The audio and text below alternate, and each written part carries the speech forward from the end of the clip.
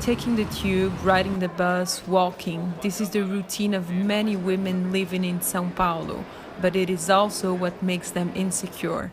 Street harassment is an everyday reality in the city. Leering, whistling, and catcalling are some of the obstacles women have to tackle when they are commuting. Researcher and specialist on public policies for women, Ana Carolina Nunes, believes such harassment is having a direct impact on the way women commute in the city. Mas acho que impacta primeiramente a gente calcular, né? É uma variável a mais no nosso cálculo do trânsito pela It cidade. has an impact. We create strategies. We make mental maps with places we feel more comfortable circulating in. It interferes with how much we like to the city, how much we like living in the city. O quanto a gente gosta de estar na cidade, o quanto a gente gosta de viver naquele lugar. Student Tamiris Oliveira has been dealing with harassment since she was 13. Although she still jogs around her neighborhood, her usual routine changed after an attempted sexual assault. Até que teve dia que eu estava voltando de volta para minha casa. Until one day, I was running back home on an avenue. A man came up to me and said, "You're beautiful, you know," and tried to kiss me. I kept on running. I was so shocked I couldn't think straight. Eu continuei correndo, assim, eu fiquei tão em choque que eu não consegui raciocinar. After this incident, she stopped running to the park and started driving instead. But despite all of her efforts to avoid a repeat, she still has to deal with harassment. Todo dia, sem exceção mesmo. Every day with no exception. I get some sorts of harassment every day. It can be a look or a comment. Ou seja, através de comentários. But she is only one of the many women that face this problem.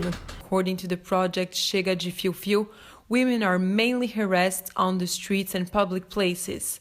However, the number of reports of sexual harassment in public transport increased from 2015 to 2016. On the metro, reports of harassment rose by 18%, and on buses, reported harassment grew by almost 300%. The company responsible for the public buses in São Paulo has measures to fight harassment. In a statement, the company claims to have preventive measures against any act of violence and discrimination.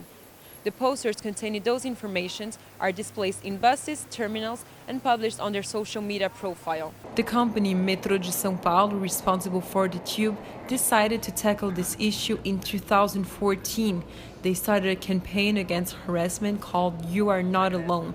It encourages women to report sexual harassment. Nós partimos de três diretrizes fundamentais. We have 3 guidelines for the creation of the campaign. The first is welcoming the victim, always. Secondly is to hold the aggressor accountable for his act.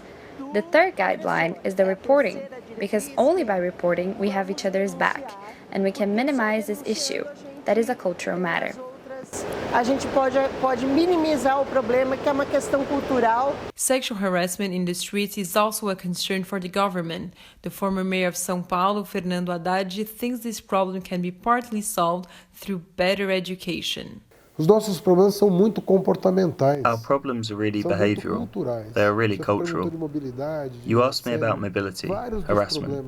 Several of our urban problems are in fact behavioral. They don't require investment. They require personal investment through education, culture and interaction.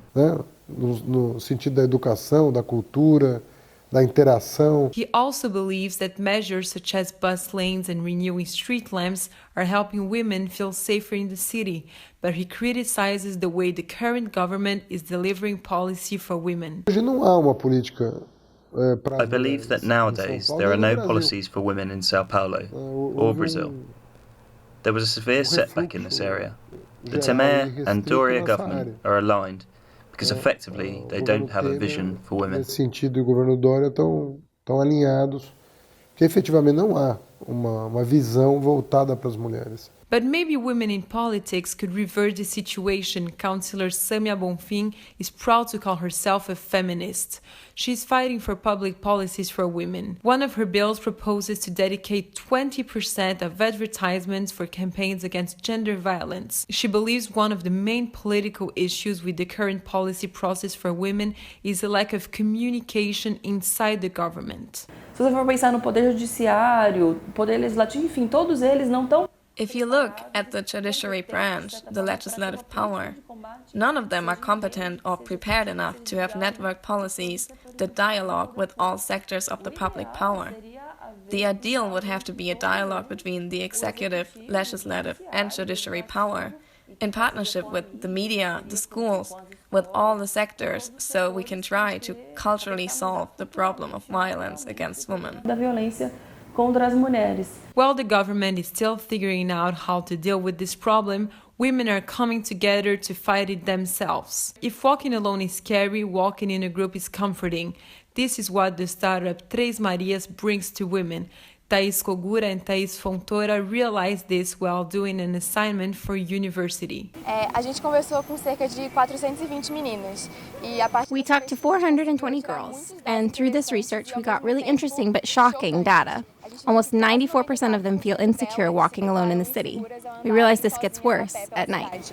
E a gente percebeu que essa dor é muito mais latente no período da noite. So they came up with the idea to distribute purple bracelets for female students.